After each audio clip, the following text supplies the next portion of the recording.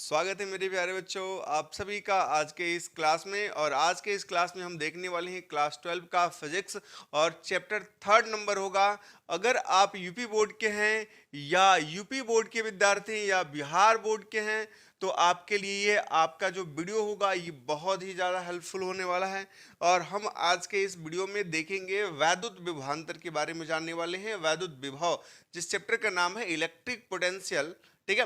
और electric potential में हम पहले जो देखने वाले हैं इलेक्ट्रिक पोटेंशियल के बारे में जानेंगे और उसके बाद से इलेक्ट्रिक पोटेंशियल डिफरेंस के बारे में जानेंगे, फिर इलेक्ट्रॉन वोल्ट के बारे में जानेंगे, फिर हम लोग आगे बढ़ते रहेंगे, ठीक है। तो चलो आज का हम लोग वीडियो शुरू करते हैं और देखते हैं आपका पहला जो टॉपिक है, पहला नंबर आपका जो हेडिंग होगा इस चैप्टर का वो क्या होगा। पहले तो चैप्टर का नाम देख लो, वैद्युत विभव है, इलेक्ट्रिक पोटेंशियल है और हेडिंग भी आपका क्या होगा, वैद्युत विभव। बात समझ में आ रही।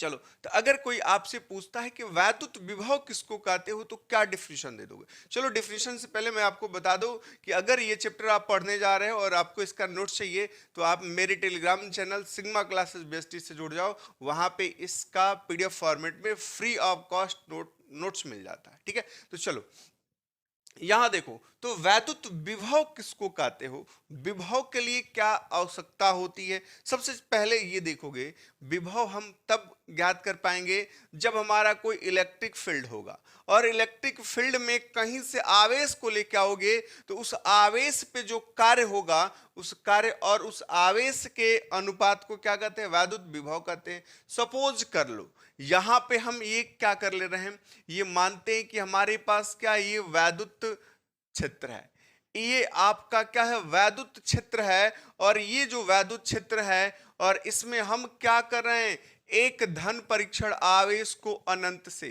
कहां से लेके आ रहे हैं, इधर कहीं आप क्या क्या है, अनंत पॉइंट है, ये अनंत से एक परीक्षण आवेश क्यू नॉट को क्या कर रहे हो, अनंत से खींच के या किसी भी बाह्य बल के द्वारा आप यहां पे लेके आए हो।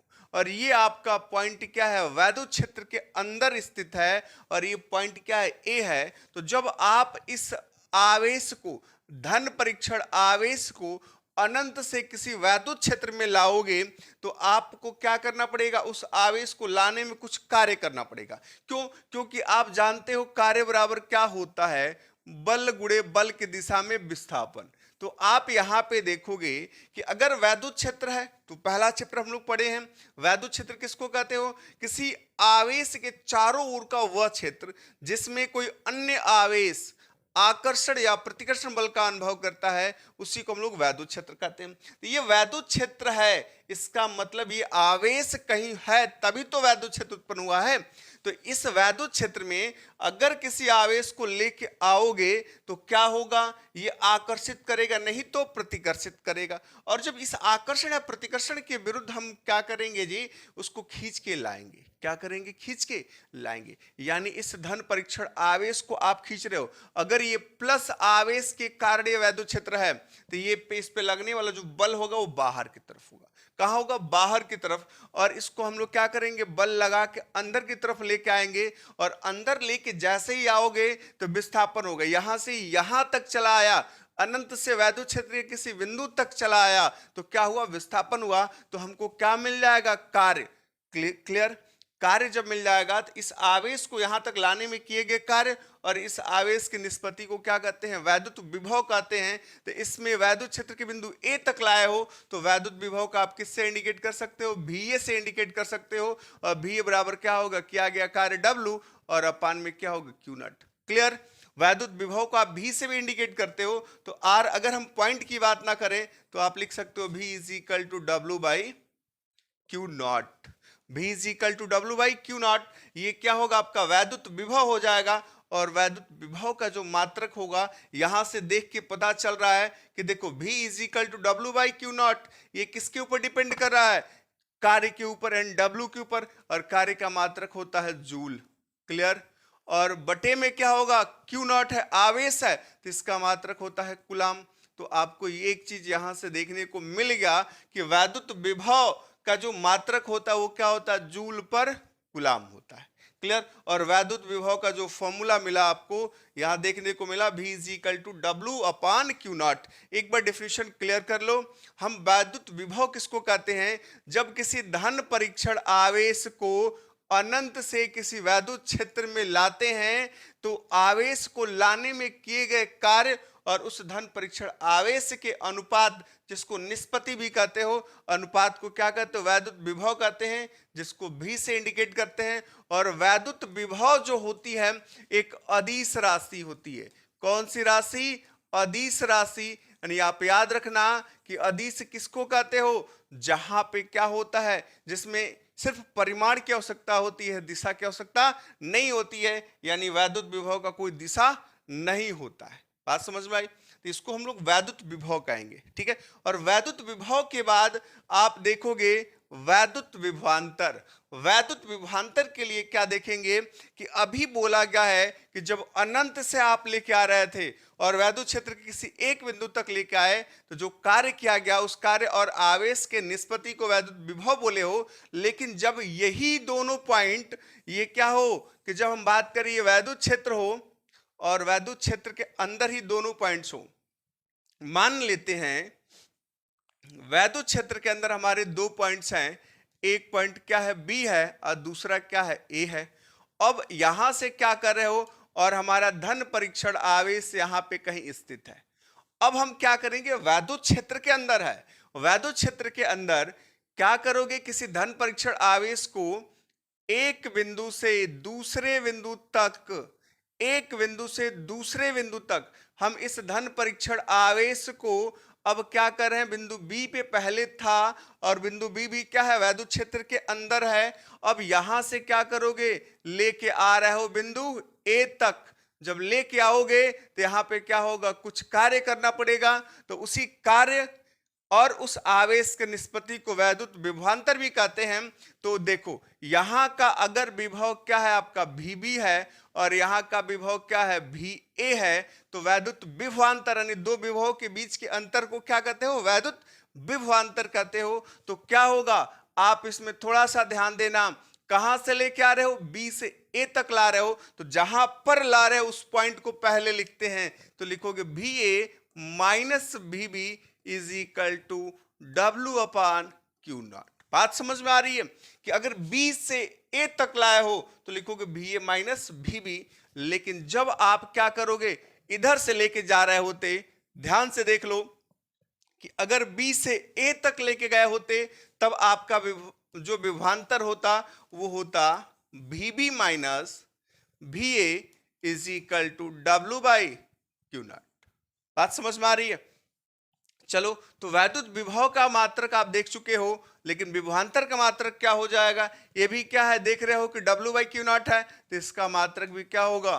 जूल पर कुलाम ही होगा, जूल पर कुलाम।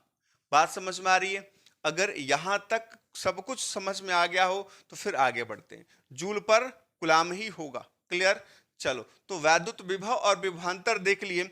एक चीज इसमें और देख सकते हो कि वैद्युत विभव या विभवांतर का एमकेएस पद्धति में मात्रक और बीमीय सूत्र लिखना हो तो कैसे लिखेंगे? तो आप यहां लिख सकते हो, यहां से वैद्युत विभव या विभवांतर का एमकेएस पद्धति में मात्रक लिखना है तो हम यहां से लिख सकते हैं, हम जानते हैं, अभी बताया गया वही चीज आपको लिखना है। क्या जानते हो? ये जानते हो कि वैद्युत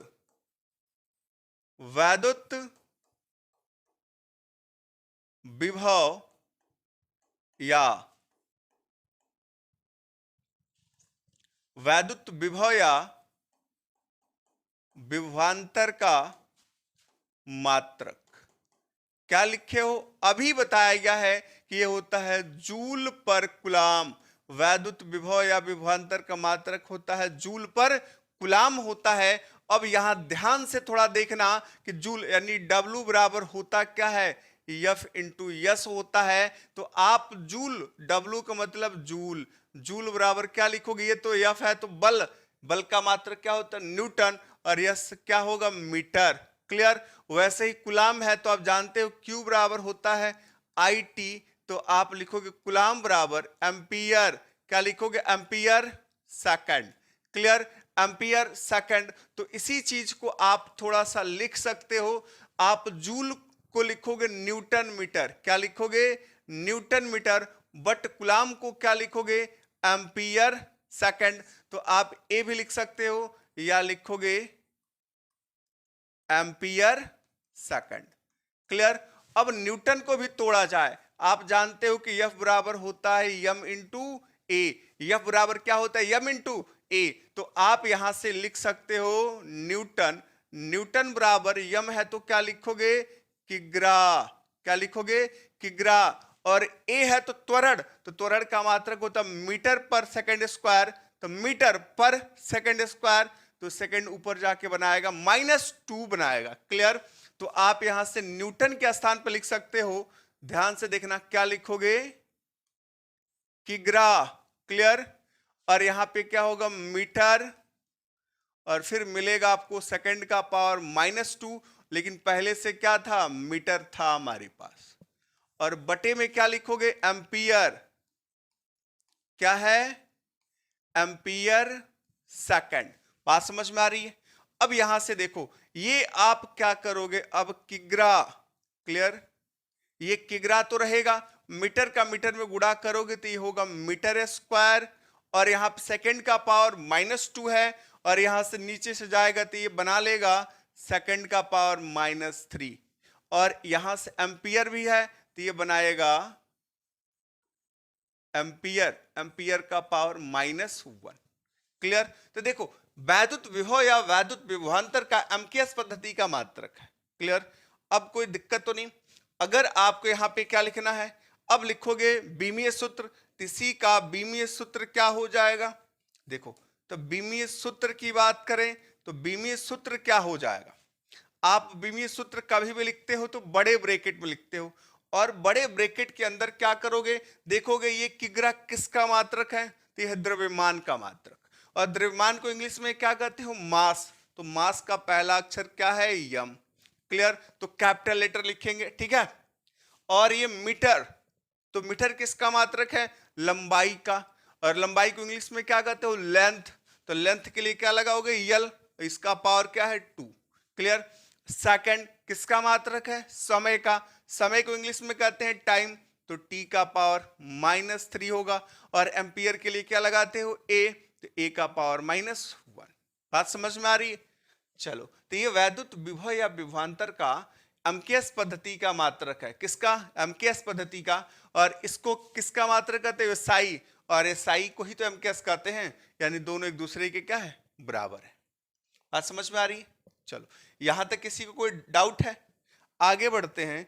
आगे जो हेडिंग है हमारा वो करे इलेक्ट्रॉन वोल्ट है, क्या है इलेक्ट्रॉन वोल्ट है। अब इलेक्ट्रॉन वोल्ट के लिए क्या कहोगे कि इलेक्ट्रॉन वोल्ट किसको कहते हैं, तो इलेक्ट्रॉन वोल्ट जो होता है, ध्यान से देखना, जो इलेक्ट्रॉन वोल्ट होता है वो क्या होता है कार्य, या कह सकते हो ऊर्जा, तो कार्य या ऊर्जा का एक छोटा सा मात्रक होता है। तो हम इलेक्ट्रॉन वोल्ट ज्ञात करना चाहते हैं कि एक इलेक्ट्रॉन वोल्ट किसको कहेंगे, तो आप ध्यान से देख लेना, अभी बताया गया था विभवांतर, क्या बताया गया था विभवांतर, दो विभवों के बीच के अंतर को क्या कहते हो विभवांतर। ये बी पॉइंट था, ये ए पॉइंट था, यहां का विभव कितना है वीबी है, और यहां का विभव क्या है वीए है। क्लियर। तो हम इलेक्ट्रॉन वोल्ट का डिफिनेशन देने वाले हैं, तो क्या कहोगे, यहां पे धन परीक्षण आवेश लिए थे क्यू नॉट।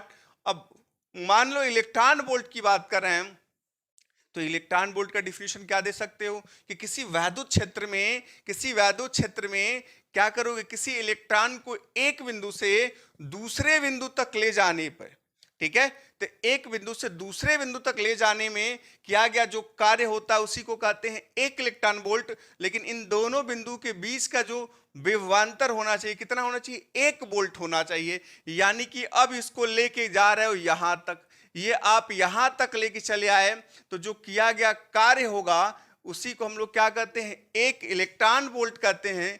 एक इलेक्ट्रॉन वोल्ट यानी एक ईवी कहते हैं कब, जब इनके बीच का विभवांतर क्या हो, 1 वोल्ट हो। यानी आप कह सकते हो कि हम यहां से वैद्युत विभवांतर का डिफिनेशन लिखे थे, तो वैद्युत विभवांतर के डिफिनेशन में क्या बताया गया था, VA - VB = W/Q0 तो क्या क्या कार्य ज्ञात करना हो तो आप क्या लिखोगे, W इज इक्वल टू इधर जाएगा तो मिलेगा VA minus VB into Q not. Clear. लेकिन इलेक्ट्रॉन वोल्ट के लिए आपको बताया गया है कि जो क्यू नॉट है ये हो गया है E। क्लियर। और E का मान होता है 1.6 इंटू 10⁻⁻19 कूलाम। क्लियर। और आपको यह स्पष्ट बताया गया है कि यहां से यहां तक का विभवांतर कितना होना चाहिए, 1 वोल्ट।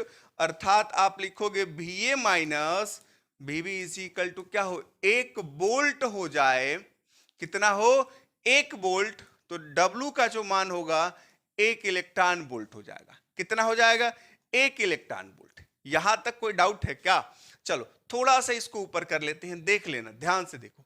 तो अब क्या मिल जाएगा हमको, यहां से देखो, यहां पे ये जो फॉर्मूला है तो क्या लिखोगे, 1 इलेक्ट्रॉन वोल्ट बराबर W का वैल्यू 1 इलेक्ट्रॉन वोल्ट, तो VA माइनस VB का वैल्यू कितना होगा, 1 वोल्ट होगा, 1 वोल्ट होगा इनटू ये Q नॉट का वैल्यू E है और E यहां पे लिखोगे और या E का मान डायरेक्ट रखोगे तो क्या होगा, 1.6 इंटू 10⁻⁻19 कूलाम हो जाएगा।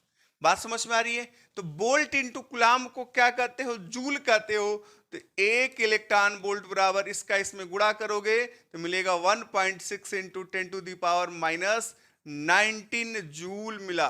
क्लियर। तो ये देखो 1 इलेक्ट्रॉन वोल्ट बराबर आपको मिल गया 1.6 गुणे 10 की घात -19 जूल मिला। एक बार इलेक्ट्रॉन वोल्ट का डिफिनेशन समझ लेना कि क्या कहोगे कि जब हम क्या करेंगे, किसी वैद्युत क्षेत्र में किसी इलेक्ट्रॉन को एक बिंदु से दूसरे बिंदु तक लेके जाएं तो जो किया गया कार्य होता है उसी को आप क्या कहते हो, 1 इलेक्ट्रॉन वोल्ट कहते हो। लेकिन दोनों बिंदुओं के बीच का जो विभव का अंतर होना चाहिए वो कितना होना चाहिए, 1 वोल्ट का होना चाहिए। बात समझ में आ रही है? चलो यहां पे जो इलेक्ट्रॉन वोल्ट है कार्य और ऊर्जा का एक बहुत छोटा मात्रक है, लेकिन अब इसके बड़े मात्रकों की बात करें तो बड़े मात्रक में क्या क्या आप लिख सकते हो। आप यहां पे लिख सकते हो, ध्यान से देखना, 1 kilo electron volt, 1 kilo electron volt बराबर 10 की घात 3 इलेक्ट्रॉन वोल्ट होता है।